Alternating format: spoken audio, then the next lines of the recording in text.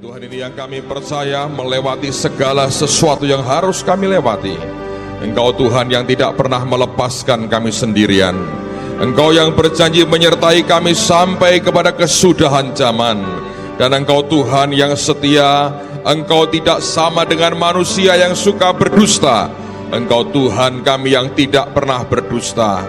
Sampaikan pesan-Mu ya Tuhan, yang Kau ingin berikan kepada setiap kami. Kami percaya kami memasuki hari-hari di mana hidup kami akan mengalami pembebasan yang sangat luar biasa dari Tuhan kami. Kau akan menyatakan kemuliaan demi kemuliaan yang luar biasa. Tahun ini akan terjadi perubahan yang sangat besar-besaran dalam hidup anak-anak-Mu. Oh Tuhan, buat mereka mengerti, buat kami mengerti, buat kami percaya Tuhan. Engkau hanya minta satu, percaya saja. Dan biarkan apa yang Engkau rencanakan akan terjadi dengan sempurna. Terima kasih Bapa. Roh Kudus, Kau tolong kami dengan hikmat, wahyu, dan pengertian. Karena hanya itu yang membuat kami memahami isi hati-Mu. Kemuliaan hanya bagi Yesus Tuhan kami, karena semua asalnya daripada-Mu. Di dalam nama Tuhan Yesus, berikan kemuliaan bagi Tuhan kita. Haleluya. Ada pesan Tuhan yang saya ingin sampaikan buat saudara sekalian. Tuhan berbicara kepada saya dan Dia mau saya sampaikan akan beberapa ayat ini buat saudara. Mari lihat dalam Lukas pasal yang terakhir, pasal yang ke-24. Nah, lihat dulu akan pesan Tuhan, Lukas 24, ayat yang ke-45 sampai dengan ayat yang ke-53. Lalu Ia membuka pikiran mereka sehingga mereka mengerti kitab suci. Ini selalu yang saya syukuri. Dan sebagian orang Kristen tidak menyadari bahwa mengerti kitab suci itu bukan karena intelek kita. Kalau Tuhan tidak membuka pikiran kita, tidak ada orang yang tahu akan isi firman Tuhan. Saya berkata jujur kepada saudara, seumur hidup saya belum pernah sekolah Alkitab. Jadi Anda ini ribuan orang datang percaya omongan saya ini, kalau bukan Tuhan tidak mungkin. Karena saya sebetulnya tidak pernah sekolah Alkitab. Dari mana bisa ngerti firman, Pak? Saya beritahu begini ya, 1-2 minggu setelah saya bertobat lahir baru, dipenuhi Roh Kudus, suatu hari saya ikut kebaktian para pelajar. Nah, waktu itu pinjam gedung Isa Al-Masih Dr. Cipto. Dan saya hadir di situ, yang datang nggak terlalu banyak lah, kira-kira hampir 200 pelajar. Waktu itu sudah lumayan saudara. Dan yang berkhotbah almarhum Bapak Kurnia Jaya dari GPDI yang di Citarum kalau tidak salah ya, almarhum Pak Kurnia Jaya. Nah, beliau khotbah 5 roti dan 2 ikan, saya masih ingat itu. Nah, waktu dia membacakan ayat itu, saya baru 2-3 minggu lahir baru. Ketika beliau membacakan akan ayat itu, tiba-tiba saya berkata begini, oh aku ngerti, ayat ini penjelasannya 3 hal nih, 1 ini, 2 ini, 3 ini. Herannya, beliau khotbah persis sama. Lalu kemudian saya pada waktu itu salah kesimpulan. Anda tahu semua orang belajar, sampai hari ini saya pun masih belajar. Artinya saya tidak luput dari kesalahan, akan pasti masih banyak hal yang kita harus pelajari. Jadi jangan takut salah. Yang takut adalah kalau Anda sengaja salah terus, itu sesat namanya. Nah, pada waktu saya berkata gini, oh Roh Kudus membukakan itu catatan khotbahnya pendeta itu, sehingga saya diberitahu duluan. Ternyata bukan. Sekian waktu kemudian baru saya tahu itu yang namanya revelation. Itu yang namanya pewahyuan. Tuhan menjelaskan kepada kita, membuka pikiran kita sehingga kita mengerti makna kitab suci. Jadi orang percaya yang mau belajar firman Tuhan, Anda belajar juga lewat Roh Kudus akan luar biasa. Sebagian dibimbing Tuhan, belajar dari orang-orang lain di sekolah Alkitab, itu baik juga. Tapi sebagian dari saudara juga Tuhan bisa ngajari Anda langsung. Tapi kalau Anda malas belajar dengan Tuhan, hopeless, tidak ada pengharapan apapun untuk kita mengerti kebenaran firman Tuhan. Oke, teruskan lagi. Katanya kepada mereka, ada tertulis demikian, Mesias harus menderita dan bangkit dari antara orang mati pada hari yang ketiga. Dan lagi perhatikan, dalam namanya berita tentang pertobatan dan pengampunan dosa harus disampaikan kepada segala bangsa mulai dari Yerusalem. Kamu adalah saksi dari semuanya ini. Dan aku akan mengirim kepadamu apa yang dijanjikan Bapakku. Tetapi kamu harus tinggal di dalam kota ini sampai kamu, garis bawahi, diperlengkapi dengan kekuasaan, Anda juga garis bawahi itu, dari tempat tinggi. Lalu Yesus membawa mereka keluar kota sampai dekat Betania. Di situ ia mengangkat tangannya dan memberkati mereka. Dan ketika ia sedang memberkati mereka, ia berpisah dari mereka dan terangkat ke surga. Mereka sujud menyembah kepadanya, lalu mereka pulang ke Yerusalem dengan sangat bersukacita. Mereka senantiasa berada di dalam bait Allah dan memuliakan Allah. Ini ada beberapa hal yang saya mau sampaikan buat saudara. Dan poin yang pertama yang Anda harus perhatikan adalah begini. Sebelum Tuhan terangkat ke surga, dua hal yang sebetulnya dia berikan kepada kita secara sangat dekat dengan saat dia terangkat ke surga. Dan dua-duanya kalau Anda ambil satu akan tidak berguna. Atau kalau Anda singkirkan satunya lagi juga tidak ada manfaatnya.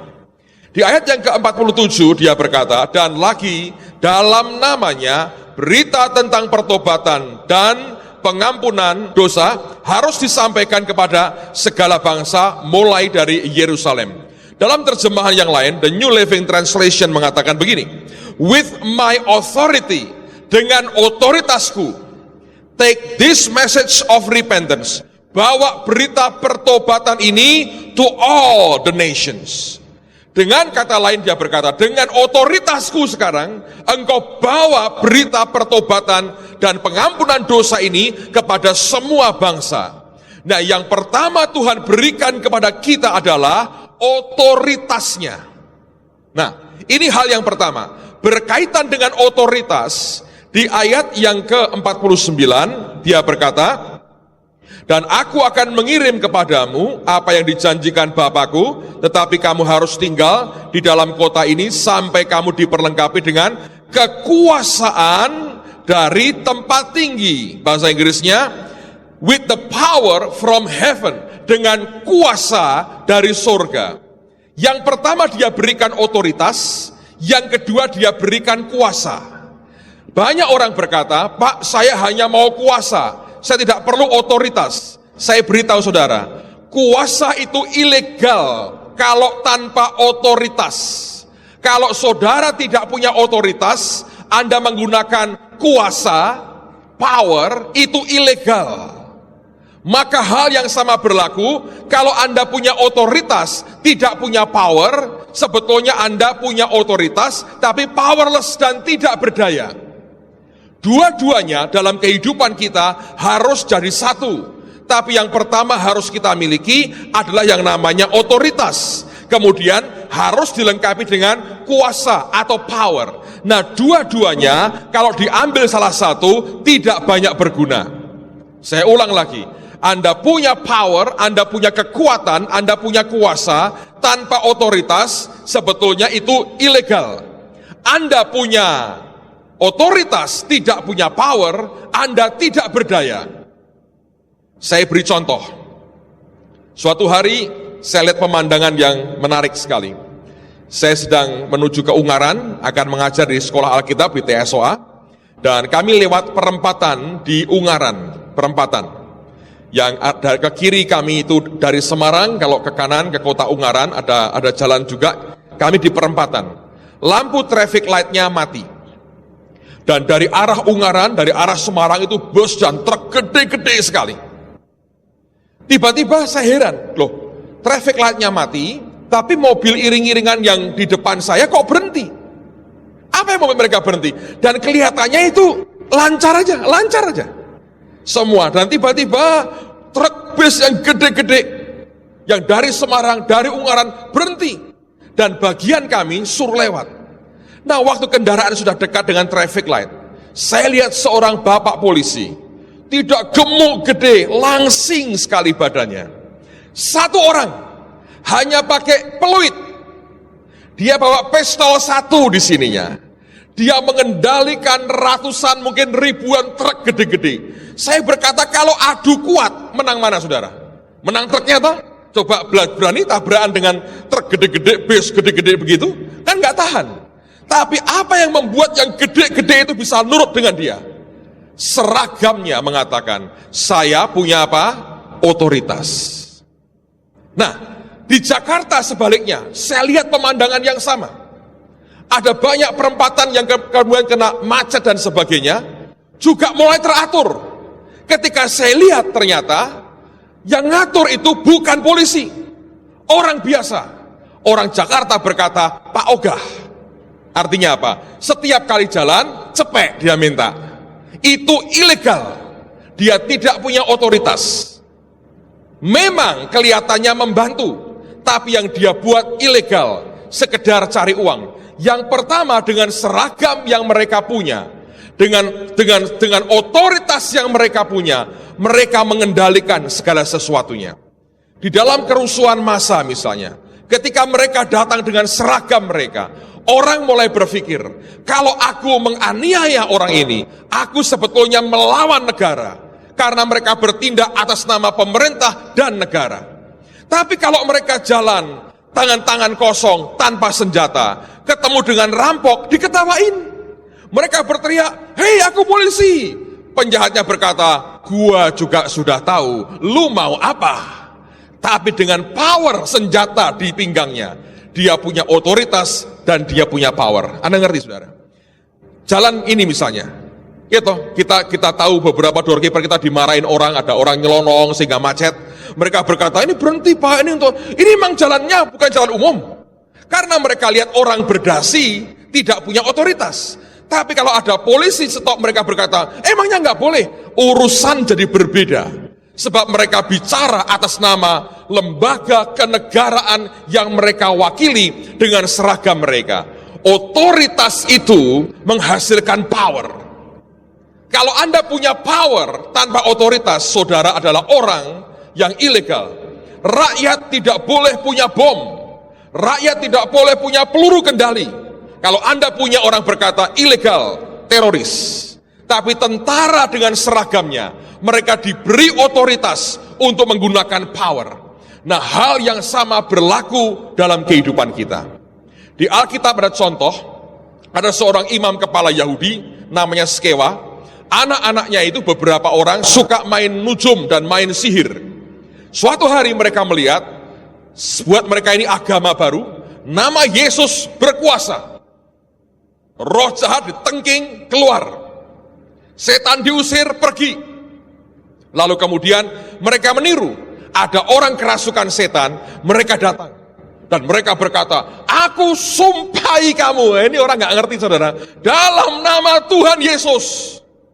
Dalam nama Tuhannya Paulus Yesus itu, aku sumpahi kamu. Tuhan tidak pernah ngajar orang nyumpah-nyumpah, tapi dia sebetulnya, dia punya power. Powernya dia power kuasa gelap. Dia tidak punya otoritas. Dia hanya teriak-teriak, mencatut nama Yesus dan Paulus. Tahu? Setannya ngomong gini, Yesus aku kenal, Paulus aku tahu. Mengapa mereka tahu? Mereka mengenali akan otoritas yang ada dalam hidupnya. Mereka kenali orang ini punya otoritas. Dan mereka bertanya, nah lu siapa? Diserang saudara, dihajar oleh setan, ditelanjangi. Mereka kabur telanjang karena mereka digagai setan. Anda perhatikan ini, orang Kristen yang tidak punya otoritas. Kalau kita tidak punya otoritas, kita tidak punya power. Di dalam kehidupan sehari-hari saudara, perhatikan. Apapun yang Anda mau kerjakan, saudara harus yakin Tuhan mengiyakan ini. Ketika Tuhan mengiyakan, dengan sendirinya Anda punya otoritas. Nah, memang ada otoritas secara umum. Hari ini misalnya, ada setan muncul di depan saudara, Anda teriak, dalam nama Yesus, keluar, bam, dia keluar. Tapi dalam kehidupan kita, tidak hanya urusan dengan setan, banyak urusan dengan hal-hal yang lain. Nah, biarlah kita mengerti, aku mau berbuat ini, karena aku tahu, Tuhan sudah memberikan otoritas kepadaku. Lalu Anda akan mengalami apa? Kuasa dari tempat yang maha tinggi akan turun dengan cara yang luar biasa di dalam kehidupan kita. Amen, saudara. Nah, ini yang membuat bagi beberapa orang, rasanya kalau berdoa ingin sesuatu kok susah, karena Anda tidak punya otoritas untuk mendapatkan itu. Bagi beberapa orang berkata, kok mudah? Sebab dia minta otoritas dulu. Dia minta dicap oleh kerajaan surga. Dia jalan sehingga otoritas dan kuasa kerajaan surga menyertai kehidupannya. Nah, banyak orang menafsirkan ini dengan hal-hal yang peperangan rohani saja. Tapi sebetulnya tidak demikian. Karena dia berkata, kuasa di surga dan di bumi. Otoritas itu telah diberikan kepadaku. Otoritas nomor satu akan kemudian menghasilkan kuasa di dalam kehidupan kita. Amen, saudara. Sekarang saya bersaksi. Akhir tahun lalu, Tuhan ngomong begini. Kalau kamu mau cepat ya cepat, mau kamu lambatin ya lambat. Ya aku bilang, loh Tuhan, kalau boleh saya bilang, ya cepat toh, siapa mau proyek kok lambat-lambat. Terus dia bilang, ya korban. Baik, saya korban lagi. Jadi pada waktu itu kami ada mobil, rumah kami cukup jauh, anak sekolah di dua tempat yang berjauhan. Kalau pas saya ngajar di sekolah Alkitab, saya mesti ke Ungaran. Lalu istri saya juga pergi sendiri. Jadi kami sebetulnya mobil itu nggak memadai. Sehingga itu terjadi berkali-kali, kalau pas ngajar akan repot. Kalau pas nggak ngajar, rada mending, saudara. Nah, ketika Tuhan berkata begitu, dia berkata, satu ilmu serahkan ke aku, persembahkan ke aku. Aku bilang, baik Tuhan. Saya ngomong istri saya bilang, ini kita juga pas nggak ngajar di sekolah Alkitab, mobil ini kita persembahkan ke Tuhan. Singkat cerita, mobil dipersembahkan, dibeli, kemudian uangnya dipakai untuk membangun Holy Stadium.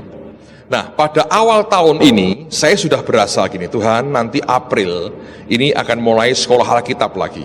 Pasti nggak cukup lagi. Nggak cukup lagi nih Tuhan. Bagaimana baiknya? Nah, saya tidak minta loh. Saya hanya berkonsultasi dengan Roh Kudus. Saya nggak minta. Kalau minta Anda langsung, Tuhan Yesus aku minta. Tapi kalau ngobrol dengan Roh Kudus, ini hanya berkonsultasi. Ini konsultan paling hebat yang ngerti pikiran dan hati Bapakmu yang di sorga. Ngerti saudara? Jadi saya dengan ngomong begitu, apapun yang dia katakan nanti, itu otoritas yang dia berikan. Itu otorisasi buat saya melakukan sesuatu. Setelah saya ngomong beberapa saat, dia diam aja. Kemudian satu hari ngobrol dengan seorang teman, oh ini ada mobil bagus. Saya nggak nyebut namanya. Oh saya tahu itu, karena kalau di Jakarta saya sering dijemput sama teman saya pakai mobil itu. Wah saya bilang itu memang keren banget, saya berkata. Lalu untuk keluarga penting, karena anak-anak sudah gede-gede, jadi berhimpitan sudah nggak bisa lagi. Lalu saya ajak istri saya, kami berempat pada waktu itu lihat barangnya. Tidak punya duit, saudara. Sungguhan tidak punya duit. Banyak orang berkata, wah Pak Petrus Agung ini duitnya miliatan. Tak aminkan dulu, saudara. Nanti kalau jadi, Anda tak beritahu. Amin pokoknya. Tapi kenyataan waktu itu tidak punya duit. Untuk beli mobil apalagi, mobil baru apalagi. Saya bilang, waduh nggak punya duit. Tapi kalau hanya meninjau tanah Kanaan kan tidak masalah. Ya toh, tidak bayar. Cuma pinter-pinter memutus pembicaraan aja, Anda berkelit terus pulang, gitu, dengan tetap terhormat, gitu kan, saudara. Oh nanti nggak cocok warnanya, cari warna yang tidak ada. Oh nggak ada ya sudah nggak jadi, gitu kan, saudara. Pinter-pinter aja. Tapi kalau lihat nggak apa-apa, lihat kan nggak ditagih. Orangnya juga senang kita datang, karena kita calon pembeli, gitu. Kita juga senang karena kita lihat-lihat, saudara. Bagus loh, daripada Anda lihat yang tidak bagus kan, lihat yang bagus nggak apa-apa. Jadi lihat istri saya lihat, wah senang sekali. Sudah Pak, ambil saja. Pembeli kan gitu. Kalau Anda percaya, ambil saja. Besok ditagih kontan, saudara. Nah repot kan. Dan banyak orang emosi, ambil beneran. Besok ditagih nggak bisa bayar, diambil lagi mobilnya, kan jadi nggak karuan. Nah waktu itu istri saya bilang, wah ini bagus ya, ini bagus sekali. Tapi tidak punya duit. Jadi saya diam aja. Hanya tanya-tanya harga. Oh ya, dur banget. Oh ya Pak, ini kan mobil begini ya. Mbok dikurangin nolnya 2 kan bisa begitu. Ya dapatnya mobil-mobilan Pak. Ya memang benar ya. Banyak mungkin dikurangin nolnya 3 apalagi. Lalu kemudian sudah kami pulang. Nah, pulang, istri saya itu ngomong begini, makanya saudara hati-hati. Ngomong tuh ngomong yang bagus lah. Kalau jadi bagus. Ngomong jelek jangan. Ngutuki orang, nyumpain orang, nyukur ke orang, jangan. Belajar bicara yang positif. Dia ngomong begini, Tuhan, aku gak punya duit. Tapi aku ya sebetulnya kepengen ini mobil ini. Nah, kalau engkau memang boleh, beri aku tanda satu. Pokoknya ada orang ngasih aku gelondongan 100 juta. Oh, mintanya begitu, gitu. Ada orang gelondongan 100 rupiah. Wah, itu lain. Ini 100 juta yang diminta dia. Terus dia ngomong ke saya ketawa-ketawa. Dan terus saya tidak minta loh, saya diamin aja. Saya diamin. Hanya beberapa hari kemudian, saya lagi mau seminar di Jakarta, saudara. Beberapa waktu nggak lama lah. Jakarta, mau khotbah, ada seorang tante itu maksa mau ketemu saya. Saya lagi persiapan di belakang itu, maksa mau ketemu. Saya bilang, nggak apa-apa deh, suruh masuk, nggak apa-apa. Daripada berantem, saya bilang. Masuk, dia bilang, Pak Petrus, saya cari Anda selama ini. Loh, saya nggak kemana-mana, Bu, saya di sini aja. Iya, ini Tuhan sudah ngomong terus sama saya, nggak enak nih kalau saya nggak lakukan. Loh, ada apa? Ini buat Bapak. Cepet Tio, saudara. Saya telepon istri saya bilang, mateng kamu sekarang, rasain sekarang. Daripada mentah kan bagus mateng, saudara itu. Mentah itu kecut dan pahit, mateng itu manis. Saya bilang, wah rasain kamu. Di depanku sekarang ada orang uang cepet Tio. Ayo, saya bilang. Kamu bilang Tuhan boleh. Mau beli, tapi kurangnya masih banyak. Ayo, makanya kalau minta lain kali semiliat, saya berkata begitu. Jadi ini cepet Tio, saya bilang. Dia bingung. Waduh. Padahal itu dia sendiri yang minta tanda. Nah, tapi kan saya sudah belajar beberapa hal. Saya diam, saya bilang, sudah kamu tenang, aku tak berdoa. Karena saya sejak 10 tahun lalu diajari Tuhan lewat Pak Yusak. Semua uang yang masuk ke saya belum tentu milik pribadi saya. Jadi paginya saya ngadep Tuhan, saya berdoa, saya adepin duit ini. Tuhan, ini uang buat siapa? Jangan-jangan kita GR, buat kita, belum tentu kan? Saya sembahyang, ini duit buat siapa?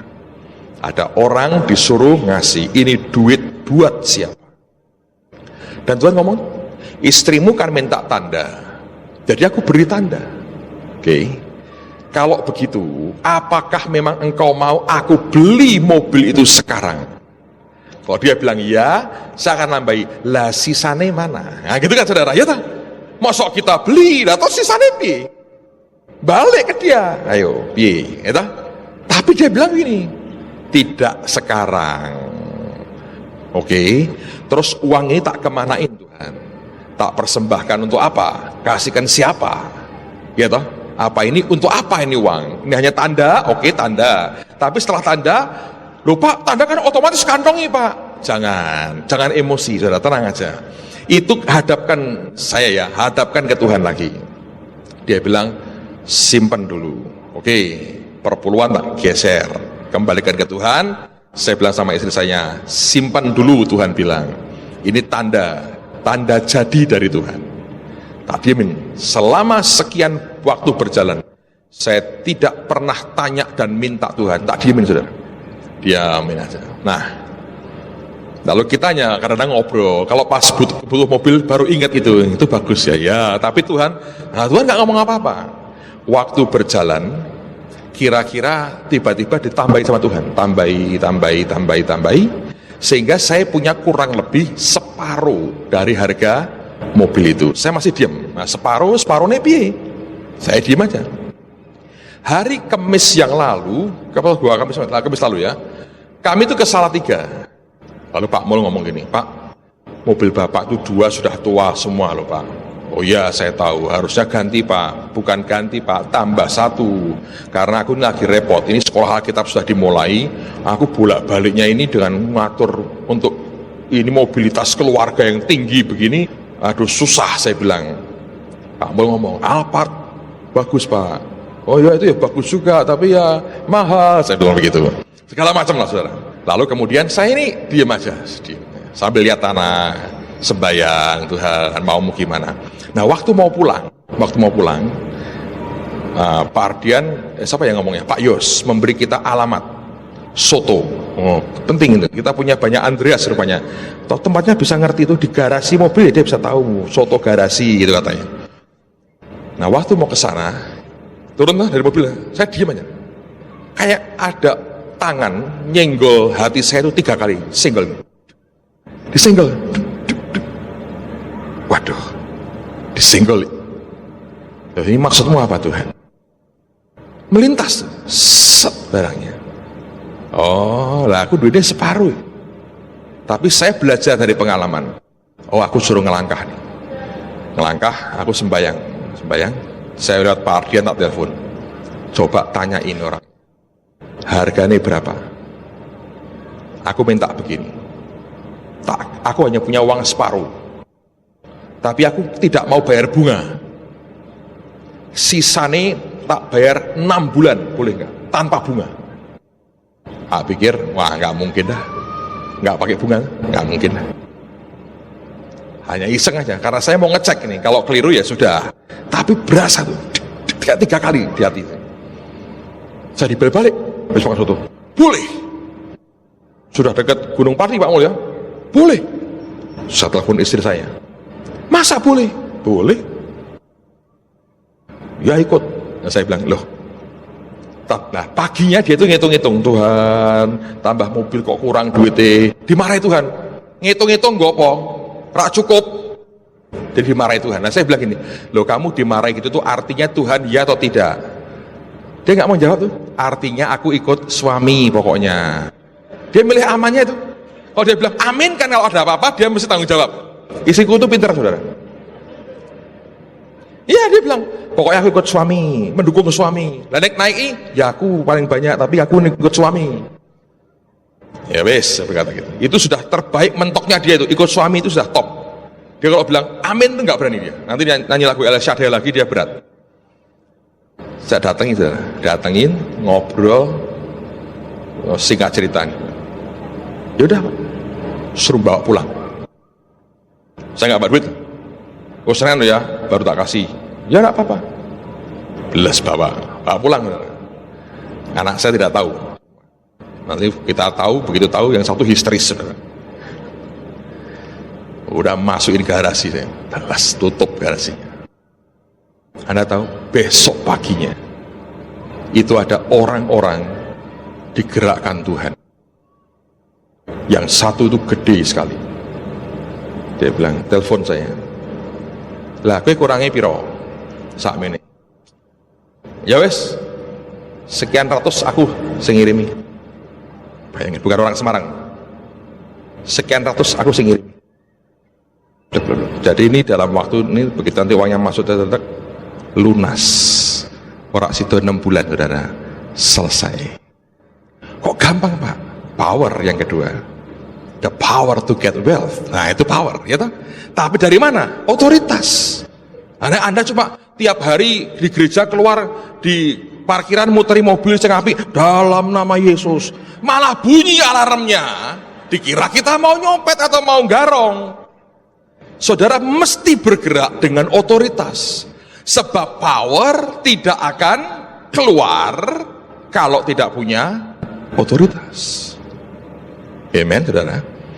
Makanya Yesus memberikan 2, otoritas dan power. Apapun yang jadi kebutuhan saudara, apapun kerinduan hatimu, tanya ke Tuhan. Kalau dia mengiyakan, itu otorisasi diberikan kepada Anda. Kalau dia mengiyakan, dia akan punya cara untuk membawa itu jadi kenyataan dalam hidupmu. Tapi kalau kita semaunya sendiri, Anda tidak punya otoritas dari sorga, tidak akan ada power apapun dalam hidup kita. Amen. Oke, yang kedua sekarang, perhatikan. Coba Anda lihat kata ayat yang ke-49 tadi. Nah, power itu sebetulnya power yang bagaimana? Kata power ini dari kata dunamis. Dan dari sini lahir kata dinamo atau kemudian dinamit. Dunamis itu artinya the power of reproducing itself. Kuasa untuk mereproduksi, menghasilkan lagi dari dirinya sendiri. Ngerti saudara ya? Kalau lampu ini kan bukan, dia punya power, tapi dia bukan dinamis, karena powernya dari aliran tempat lain, dari luar, ya kan? Tapi kalau dinamis ini ada kuasa untuk mereproduksi, menghasilkan kembali kekuatan, power itu dari dalam dirinya. Nah, itu diberikan Tuhan ke kita, dan bentuknya sebetulnya adalah, bentuk itu seperti pakaian. Karena Alkitab berkata, sampai kamu diperlengkapi. Kata diperlengkapi artinya to be clothed, diberi pakaian, diberi jubah, dibungkus dengan pakaian.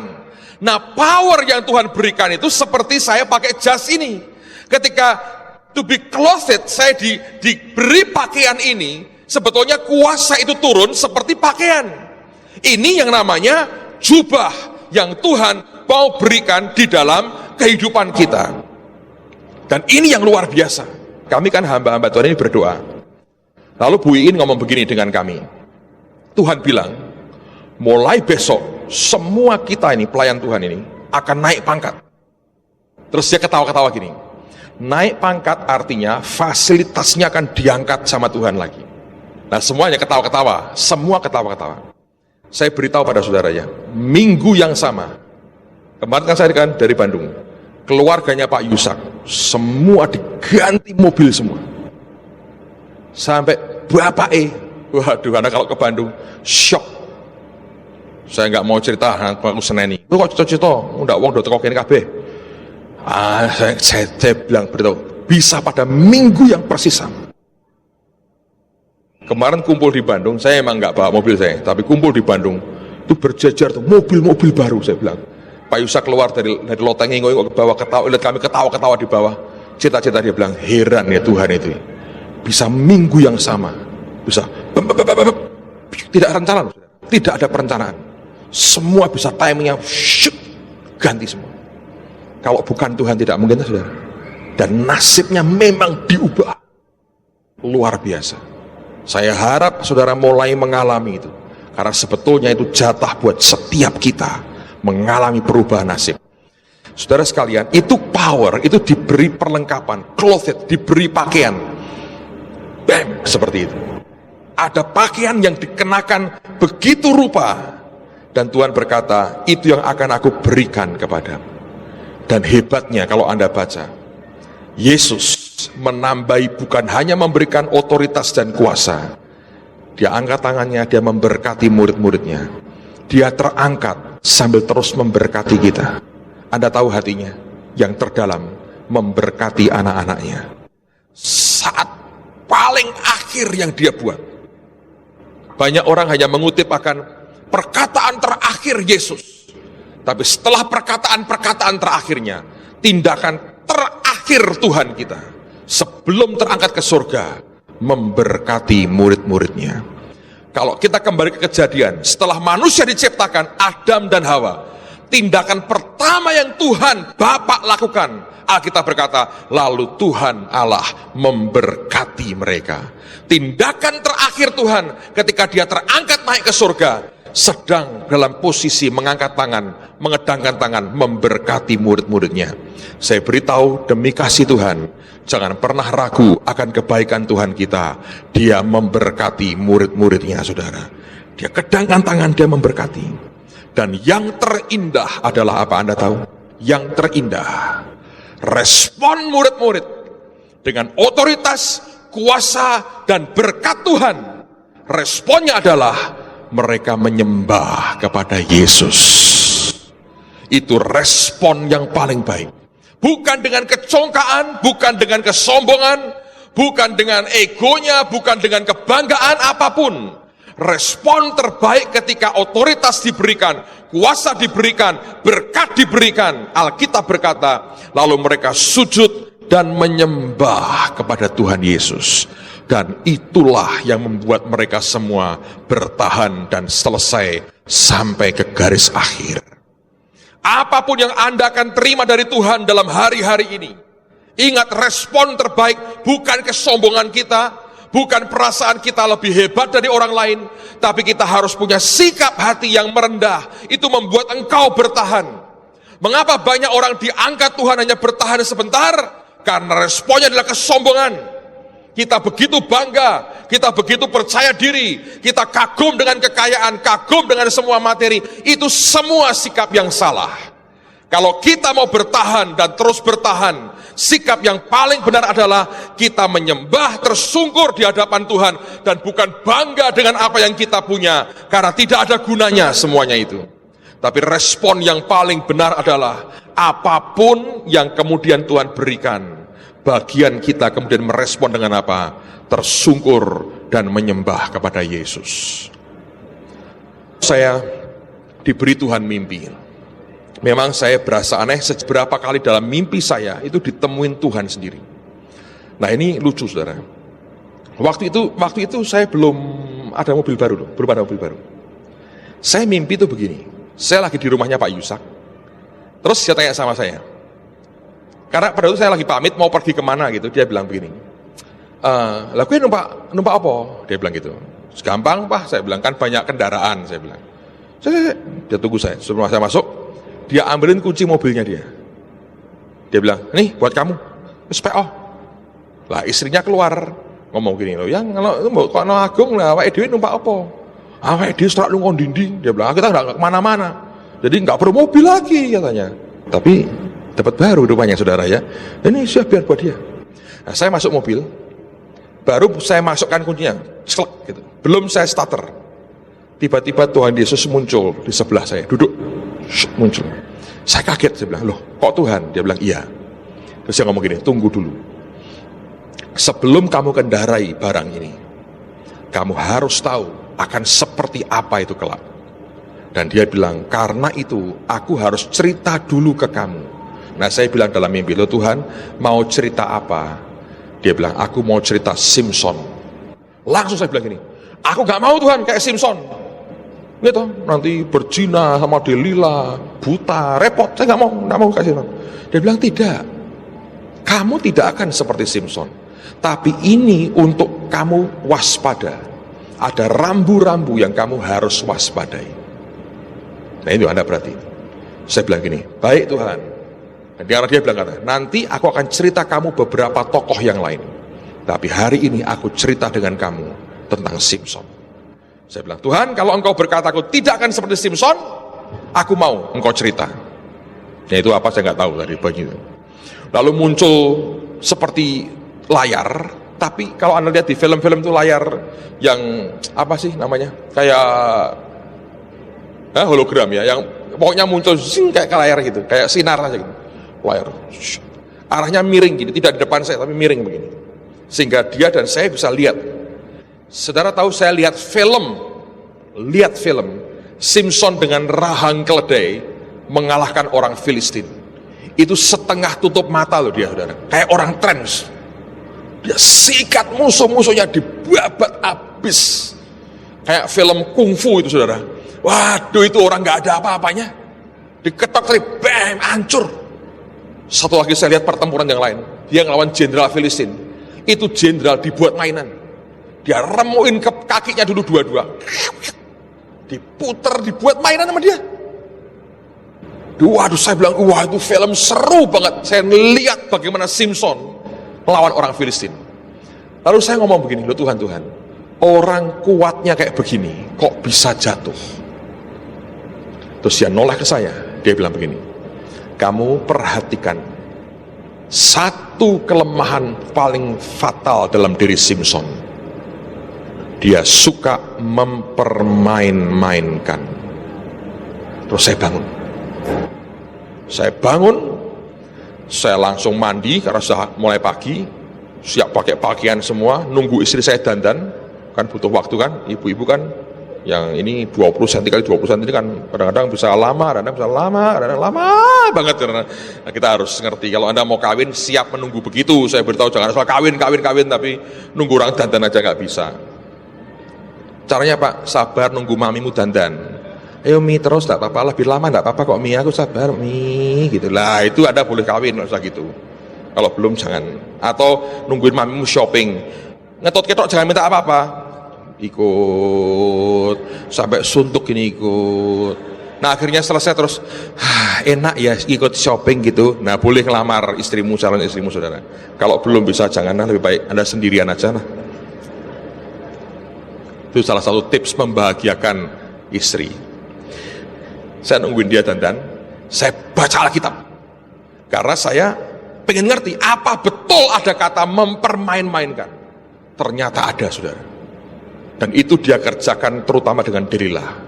Dan Roh Kudus ngomong sama saya gini, lihat, Simpson tuh powernya besar, tapi dibuat mainan sama dia, hanya untuk pamer-pameran. Diberi kuasa bunuh singa dengan tangan kosong. Singa bangkainya dipakai untuk sarang lebah sehingga keluar madunya tuh. Dibuat teka-teki sama dia. Kan kurang ajar. Dikepung, digasa itu. Bukannya musuh dihabisin, enggak, pamer kekuatan. Gerbang kota diangkat, dipindah ke gunung. Dia bilang, lo mau apa lo, gerbang aja gua angkat. Iya toh. Dengan Delila juga main-main kayak begitu. Tuhan berkata dia suka mempermain-mainkan. Dia bilang kalau nanti itu turun dalam hidup, serius, jangan suka dan jangan pernah mempermain-mainkan. Itu rambu-rambu buat hidup. Waktu saya lihat pelajaran Simpson saudara, saya makin menyadari Tuhan sedang menyiapkan sesuatu yang luar biasa buat kita anak-anaknya. Saya berdoa Tuhan akan menyiapkan hati semua kita, sehingga apapun yang Anda ingin terjadi perubahan, breakthrough, terobosan, biarkan terjadi. Tahun ini betul-betul yobel buat kehidupan kita. Kebebasan dan berkat yang luar biasa akan Tuhan alirkan dalam hidup kita. Amen saudara. Tanpa otoritas, kuasa tidak akan jalan. Kalau Anda merindukan kuasa Tuhan turun dalam hidupmu, bukan hanya nengking setan. Alkitab berkata ada power to get wealth. Ada kuasa untuk memperoleh kekayaan bangsa-bangsa. Itu tapi perlu otoritas. Tanpa otoritas tidak bisa. Joshua pernah menghentikan istilah Alkitab matahari dan bulan. Dan bukan berhenti total, tapi dia bergesernya pelan sekali. Anda tahu kalimat sebelum itu?